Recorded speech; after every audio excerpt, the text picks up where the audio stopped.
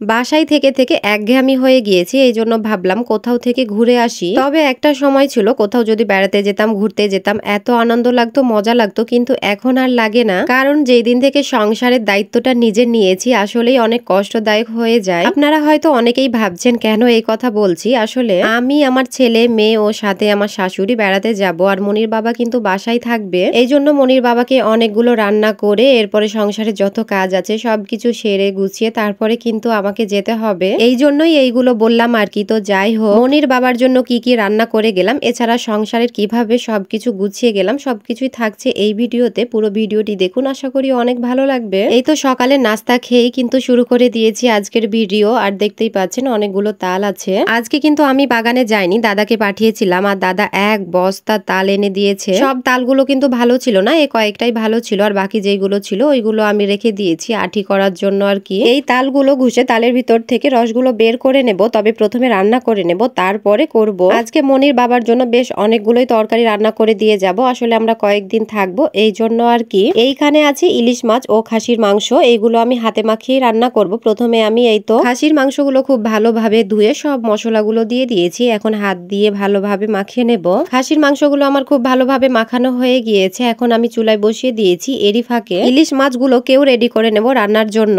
এই জন্য এই তো মাছের মধ্যে সব মশলা দেওয়া হয়ে গিয়েছে, এখন আমি হাত দিয়ে ভালোভাবে মাখিয়ে নিচ্ছি। ইলিশ মাছ হাতে মাখিয়ে রান্না করে খেতেও কিন্তু বেশ মজা লাগে। আর এই তো খাসির মাংসগুলো আমি নাড়াচাড়া করে দিলাম, আর বেশ অনেকক্ষণ থেকেই খাসির মাংসগুলো কষিয়ে নিচ্ছি, আর খুব ভালোভাবে কষানো হয়ে গিয়েছে। এখন আমি ঝোলের পানি দিয়ে সবকিছুকে নাড়াচাড়া করে আবারও জাল করে নেব। আর এই তো আরেকটা চুলায় ইলিশ মাছ বসিয়ে দিয়েছি, আর খুব ভালোভাবে বলক চলে এসেছে। এরপরেই তো সুজির হালুয়া বানিয়ে নিচ্ছি। কয়েকদিন যেহেতু মনির বাবা বাসায় একাই থাকবে, এই জন্য একটা মিষ্টি জাতীয় খাবারও বানিয়ে দিলাম। সুজির হালুয়া খেতে আমাকে কিন্তু অনেক ভালো লাগে, কার কার পছন্দ অবশ্যই জানাবে। এরপরেই তো দেশি মুরগির মাংস দিয়ে পটল রান্না করছি, আর এটা আমাদের বাসার সবার অনেক বেশি পছন্দের। বেশ কিছুক্ষণ পর দেশি মুরগি দিয়ে পটলও রান্না হয়ে গিয়েছে, আর দেখেই বুঝতে পারছেন কতটা লোভনীয় হয়েছে। আর এই তো আলহামদুলিল্লাহ আমার দুপুরের সব রান্না হয়ে গিয়েছে। আসলে দুপুরের বললে ভুল হবে, বেশ কয়েকদিনে রান্না হয়ে গিয়েছে। যেহেতু মনির বাবা বাসায় একাই থাকবে, এই জন্য ওর কয়েকদিন খুব ভালোভাবেই চলে যাবে। এই তো মনির বাবাকে রান্না করে দিয়েছিলাম খাসির মাংস,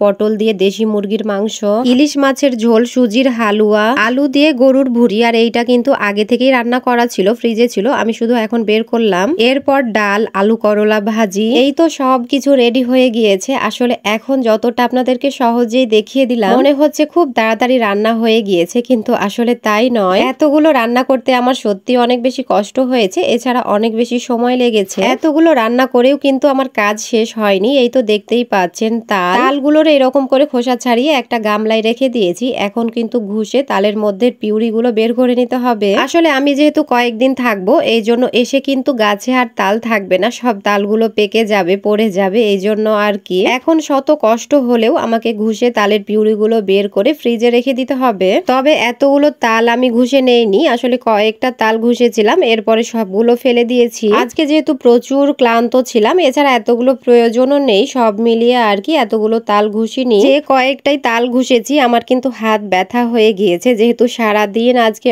অনেক ক্লান্ত, অনেক কাজ করেছি, এই জন্য আর কি। আমরা মেয়েদের জীবন দেখেন, আসলে কোথাও বেড়াতে গেলেও কিন্তু আমাদের কাজের শেষ নেই, মনে হয় কাজটা আরো বেড়ে যায়। তালের পিউরিগুলো বের করে আমি ডিপ ফ্রিজে রেখে দিয়েছি। এরপর সব তরকারিগুলো কিন্তু আমাকে আলাদা আলাদা বক্সে রাখতে হয়েছে, যেহেতু সব তরকারিগুলো পরিমাণে বেশি আছে, এই জন্য একজনের সমান করে আর কি বক্সে রেখে দেব। তাহলে মনির বাবা খুব সহজেই বের করে গরম করে নেবে, তাহলে বাকিগুলো আর নষ্ট হওয়ার কোনো চান্স নেই আর কি। এই জন্য আমি কিন্তু এতগুলো রান্না, এছাড়া বাসার যত কাজ আছে সবকিছু কিন্তু আমি আগের দিন করে নিয়েছি। আর পরের দিন আমরা বেড়াতে যাব। আসলে একটু বুদ্ধি খাটিয়ে গৃহিণীদের কাজ না করলে কি হয়, একটু বুদ্ধি খাটিয়ে আগের দিন রান্না করেছি, এই জন্য যেই দিন বেড়াতে যাব সেই দিন কিন্তু একটু রিল্যাক্সে থাকতে পারি। পরের দিন শুধু 2টা কেক বানিয়েছি, যাদের বাসায় যাব ওদের জন্য নিয়ে যাব, ওরা খুব কেক পছন্দ করে, এই জন্য আর কি। পরের দিন মানে যেই দিন যাব আর কি, সেই দিন কিন্তু আমি কোনো রকম কাজ করিনি, শুধু 2টা কেক বানিয়ে এরপরে নিজে ফ্রেশ হয়ে ব্যাগ গুছিয়ে এই তো বিকেলে কিন্তু আমরা রওনা দিয়ে দিয়েছি। আজকে কিন্তু রান্না করা লাগেনি, কালকে যেহেতু অনেকগুলো তরকারি রান্না করেছিলাম সেখান থেকে একটু খেয়ে নিয়েছি। আর এই তো এই জন্য একটু রিল্যাক্স করে আজকে কিন্তু চলে যেতে পারবো। মনির বাবাকে ছেড়ে কিন্তু আমরা একা আগে কখনো এইভাবে বেড়াতে যাইনি, তবে আজকে ফার্স্ট টাইম যাচ্ছি, এই জন্য আমার একটু মন খারাপ, কিন্তু কিছুই করার নেই। আসলে সময় পরিস্থিতি সবাইকে সবকিছু শিখিয়ে দেয়। একটা সময় ছিল জামাইয়ের সাথে ঘুরতে ঘুরতাম, আর এই তো এখন আমার ছেলে মেয়েদেরকে নিয়ে আমি ঘুরছি। এইটার মধ্যেও কিন্তু আলাদা একটা আনন্দ আছে। তো যাই হোক, এই তো আমরা কিন্তু রওনা দিয়ে দিয়েছি। আমরা এখন বাসে আছি, আর কোথায় যাচ্ছি আপনাদেরকে কিন্তু বলবো না, অবশ্যই এর পরের ভিডিওতে আপনারা দেখতে পাবেন, এছাড়া আপনাদের সাথে শেয়ার করব।